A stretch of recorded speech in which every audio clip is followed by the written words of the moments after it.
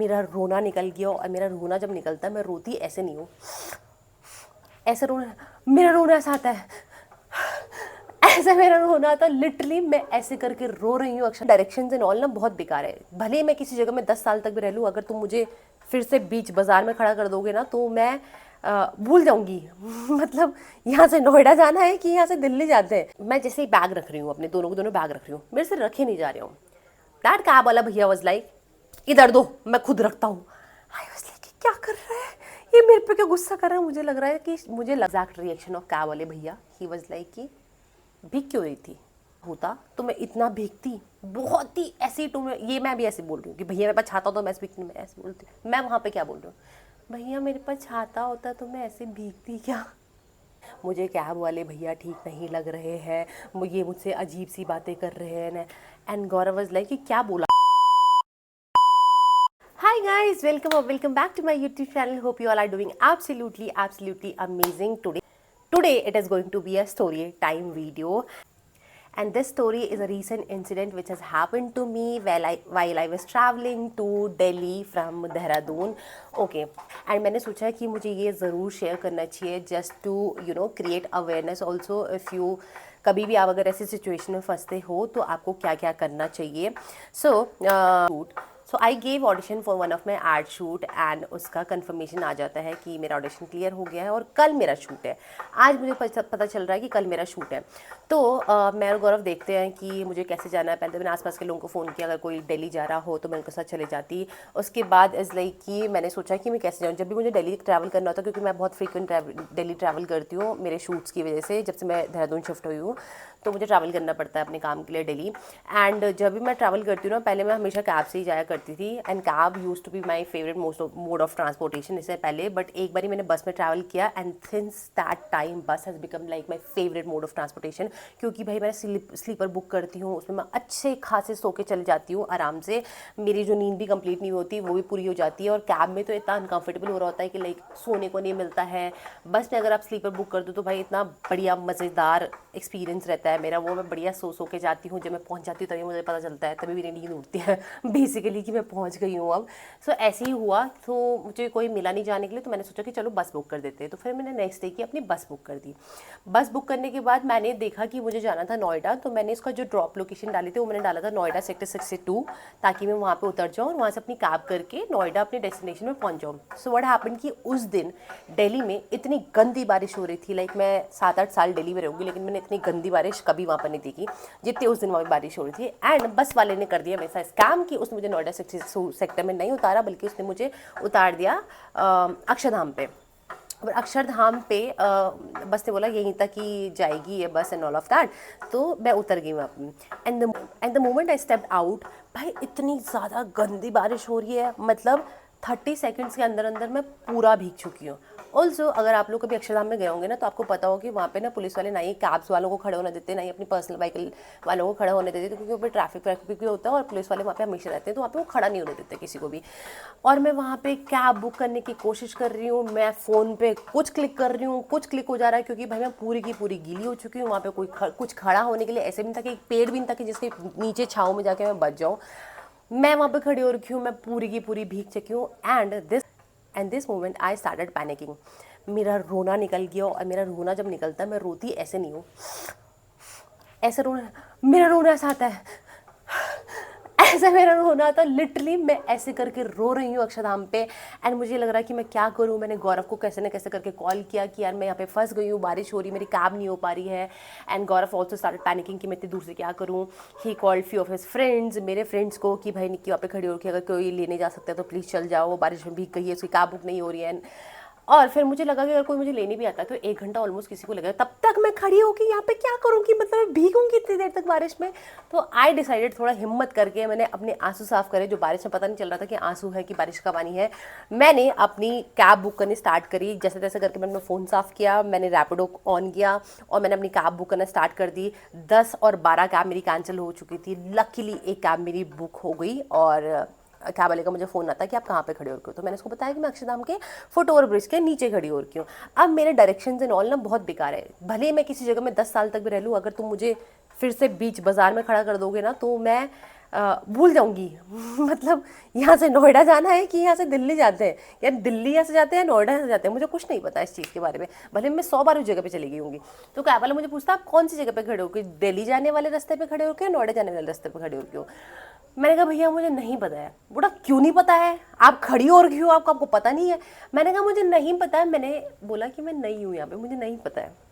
He was like चलो ठीक है मैं आ रहा हूँ, कैंसिल मत कर देना, मैं 5 मिनट में वहाँ पे पहुँच रहा हूँ। और वो बहुत ही रूड लग रहा था मुझे बात करने से, लेकिन मैं कैब कैंसिल करने का रिस्क नहीं ले सकती थी, क्योंकि भाई मैं ऑलरेडी आधे घंटे से वहाँ पे खड़े होकर भीग चुकी थी। मैंने सोचा भाई ये कैब वाला जो भी आएगा यही भगवान है, यही मुझे घर पहुँचाएगा और यही मुझे सिचुएशन से बाहर निकालेगा।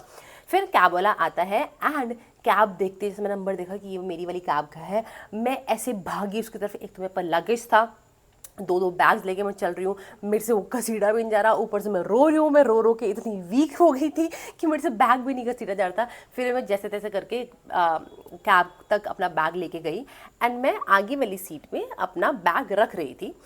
तो मैं जैसे ही बैग रख रही हूँ, अपने दोनों के दोनों बैग रख रही हूँ, मेरे से रखे नहीं जा रहे हूँ। दैट कैब वाला भैया वाज लाइक इधर दो मैं खुद रखता हूँ। आई वाज लाइक क्या कर रहा है ये, मेरे पे क्या गुस्सा कर रहा है। मुझे लगा कि शायद ये इसलिए गुस्सा कर रहा है कि मैं पूरी भीग चुकी हूँ और अब मैं इसकी गाड़ी में जाके बैठूंगी तो इसकी गाड़ी भी गीली हो जाएगी। तो मुझे लगा काइंड ऑफ शायद से इस वजह से गुस्सा कर रहा है कि मैंने गलती कर दी इसकी कैब की राइड लेके। फिर मैंने सोचा चलो कोई बात नहीं। उसने यूँ करके मेरे हाथ से बैग छीना और बैग रख दिया। मैंने गेट खोला, मैं बैठ गई। एकदम से मुझे खट खट की आवाज़ आती है जैसे कि कैब लॉक हो गई है एंड वो मुझे पूछता है, and this was the exact reaction of cab वाले भैया। ही वॉज लाइक कि भीग क्यों रही थी। मैंने कहा भीग क्यों रही थी, बारिश हो रही है इसलिए भीग गई हूँ। छाता तो था तुम्हारे पास। मैंने कहा छाता था मेरे पास। मैंने कहा कहाँ है मेरे पास छाता, मैंने तो देखा तुम्हारे पास छाता था। मैंने कहा भैया नहीं था मेरे पास छाता। अब इस टाइम पे मेरी बिल्कुल से टिपटी गुल हो चुकी है। एक तो मैं, वो होता है ना कि बुरा ही दिन चल रहा होता है आपका, मुझे पक्का पता चल गया कि भाई आज मेरे साथ कुछ गलत होने वाला है।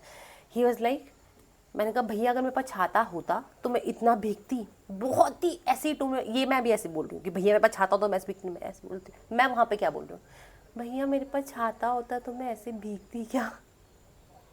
लिटरली मेरी टोन ऐसी थी कि भैया मेरे पास छाता होता तो मैं भीगती क्या। ही वॉज लाइक कि एक स्मर्क करके स्माइल होता ना, तुम भी ना। और ये बोल के उसने कैब चलाना स्टार्ट कर दिया। बिल्कुल तुम भी ना, तुम भी ना क्या होता है भाई, तुम भी ना क्या ही होता है। और भाई उस मोमेंट पे मेरे दिमाग में जो जो चीज़ें आई, मुझे लगा आज मैं घर नहीं पहुंचने वाली हूँ, ये मुझे कहीं और लेके जाने वाला बाहर। अब पूरे मेरे दिमाग में चल रहा है क्राइम सीन, क्राइम सीन चल रहा है बाहर। बहुत तेज़ की बारिश हो रही, धड़ धड़ धड़ धड़ धड़ धड़ धड़ के बारिश हो रही है। मैं कैब के अंदर बैठ रखी हूँ, कैब लॉक्ड है, मैं गाड़ी में बैठ रखी हूँ, चल रही है। मैंने फ़ोन निकाला, मैंने कॉल किया वीडियो कॉल गौरव को। अब मैं गौरव को वीडियो कॉल कर रही हूँ और मैं गौरव को बोल रही हूँ कि मैसेज देखो, क्योंकि मैं एकदम से वोकल होकर नहीं बोल सकती थी कि क्या बोले भैया ना मुझे कुछ ख़राब लग रहा है, मुझे लग नहीं रहा है मुझे घर पहुँचाएंगे, ये तो मैं बिल्कुल नहीं कर सकती थी। तो what did I do rather than that, मैंने गौरव को किया मैसेज की, मुझे कैब वाले भैया ठीक नहीं लग रहे हैं, ये मुझसे अजीब सी बातें कर रहे हैं। एंड गौरव वाज लाइक कि क्या बोला। एंड मेरा पति सामने से मुझे पूछ रहा है बता ना क्या बोला कैब वाले ने, क्या बोला कैब वाले ने। मैंने कॉल कट किया कि भाई ये मेरी बातें सुन के और भी ज़्यादा प्रवोक ना हो जाए। फिर मैंने दोबारा से कॉल बैक किया, फिर मैंने इसको मैसेज में पूरा समझाया गौरव को कि यार ऐसे ऐसे हो रहा है, मुझे बहुत ज़्यादा डर लग रहा है, मुझे पता नहीं कि मैं घर पहुँचूंगी नहीं पहुँचूंगी आज। एंड ही वाज लाइक इसने सबको कैब में, गौरव ने मेरे फ्रेंड को ऐड कर दिया, मेरी मासी को ऐड कर दिया कॉल पे, और सब लोगों को। और मैं इतनी फिर कॉन्फिडेंट होके बात कर रही हूँ। फर्स्ट चीज़ जो मैंने करी, मैंने लोकेशन भेज दी सबको, लाइक जो भी दिल्ली में रहते हैं मेरे नोन, मैंने सबको अपनी लोकेशन भेज दी। वहाँ पे मैं जिस फ्रेंड के यहाँ पे जा रही थी मैंने उसको भी लोकेशन भेज दी। तो देखते रहे कि ये मुझे सही डायरेक्शन में लेके जा रहा है या किसी और डायरेक्शन में लेके जा रहा है। अक्षरधाम से नोएडा पहुंचना is like only half an hour, लेकिन इतना ट्रैफिक, इतना पानी, इतना रोड में पानी भर रखा है और हम लोग कैब में जा रहे हैं। और मुझे पूरा का पूरा क्राइम सीन मेरे दिमाग में चल रहा है कि क्या होगा क्या होगा क्या होगा। मैं ज़ोर ज़ोर से चिल्ला की ही हा हा हु करके बातें कर रही हूँ अपनी दोस्त के साथ। अपनी दोस्त को भी सारी चीज़ें बता दी मैंने, सिनेरियो कि यार ऐसा ऐसा लग रहा है मुझे। एंड उसके बाद क्या होता है कि इतना ट्रैफिक में हम लोग फंस रखे थे, 1 घंटा हो गया हमको, अक्षरधाम से हम नोएडा नहीं पहुँचे, मतलब लाइक नोएडा की उस पर भी नहीं पहुँचे, आसपास भी नहीं पहुँचे नोएडा से। हम 1 घंटे से ट्रैफिक में खड़े हो रखे। मैं पूरी भीगी हुई थी, एसी फुल तेज़ था और मुझे लग रही है ठंड। मैं अपनी दोस्त को मैसेज कर रही हूँ कि मुझे बहुत ज़ोर की ठंड लग रही है, क्या मुझे कैब वाले भैया को बोलना चाहिए कि आप अपना एसी का टेम्परेचर बढ़ा दो। तो आस्था ने मुझे मैसेज किया कि तुम्हारी तबीयत ख़राब हो सकती है निकिता, तुम शूट पे भी जाना तुम्हें कल, तो तुम उनको बोल दो। मुझे ये हिम्मत नहीं हो पा रही थी मैं उसको ये बोल पाऊँ कि भैया मुझे ठंड लग रही है, एसी थोड़ा सा कम कर दो या इसका टेम्परेचर बढ़ा दो। तो फिर भी बहुत हिम्मत करने के बाद आस्था ने मुझे बहुत वो किया, बोलो बोलो बोलो बोलो, इतना क्या डर रही हो एंड ऑल। मैं अपने आप को बहुत ज़्यादा गट्सी मानती हूँ ऐसे, मुझे लगता था कि डर तो मुझे लगता ही नहीं है किसी से भी, लेकिन भाई ऐसी सिचुएशन आती है तो डर लगता है, ऑटोमेटिकली डर लगना स्टार्ट हो जाता है। आपके दिमाग में ऐसे ऐसे सिनेरियोज बनने स्टार्ट हो जाते हैं कि शायद से वो कभी हो भी ना, या किसी के साथ कभी हुआ भी ना हो, वो सिनेरियोज आपके दिमाग में आने लग जाते हैं। मैंने बहुत ही प्यार से बोला फिर से, भैया मुझे ना ठंड लग रही है, आप एसी का टेम्परेचर बढ़ा दो। वो मुझे ऐसे देखता है, लिटरली ऐसे देखता है और फिर ऐसे करता है और एसी का टेम्परेचर उसने नहीं बढ़ाया। भाई मैं ठंड में काँप रही हूँ, लेकिन मेरी इतनी बोलने की हिम्मत नहीं हो पाई कि मैं दोबारा उसको बोल पाऊँ। फिर उसके बाद क्या होता है कि मैं देखती हूँ कि भैया स्टार्टेड वीडियो कॉलिंग समवन, एक लड़की मुश्किल से 16 से 17 साल की रही होगी, and they both were like, और वो कैब वाला लाइक ऐसे नहीं था कि वो बच्चा था, ही उसकी एज मुझे लग रही थी यार वो 40 तक तो रहा ही रहा होगा, एंड 16-17 साल से ज़्यादा मुझे वो लड़की नहीं लग रही थी जो वीडियो कॉल पे थी। और वो दोनों ऐसे एक दूसरे को किस कर रहे हैं मेरे सामने, आई मीन लाइक फ़ोन पे किस कर रहे थे। बट मेरा दिमाग और फिर गया भाई, मुझे लगा कि ये बंदा पक्का कोई साइको किलर है या कुछ ना कुछ तो है, ये बंदा ठीक नहीं है, ये मेरे दिमाग में आ रहा है। मैं बस मैंने भगवान जी से इतनी तेज़ धूप मांगी है ना कि मेरा फ़ोन ही हीट हो गया यहाँ पे रखे। अब क्योंकि बहुत तेज़ी की बारिश होती है, मैं बोलती प्लीज़ बारिश बंद हो जाओ भगवान जी, अब धूप दिखा दो, बहुत टाइम हो गया बारिश को देखे देखे, मैं पक चुकी हूँ बारिश को देखे देखे। ओके, सो जैसे तैसे करके 2-2.5 घंटे लगे हमको वहाँ से नोएडा पहुँचने में। मैं गूगल पे भी चेक करी थी लोकेशन, अपने दोस्तों को भी बोल रही थी कि मुझे सही रूट पर लेके जा रहा है नहीं लेके जा रहा है, ताकि मुझसे कोई गलती ना हो भाई। और जैसे मैं पहुँचती हूँ सोसाइटी के अंदर, मैं एंटर करती हूँ, एंड उसका बिल हुआ था, फेयर हुआ था ना, वो हुआ था 450 रुपीज़, एंड उसने मुझसे लिए 550 rupees without saying a word. मैंने उसको 550 रुपीज़ दिए।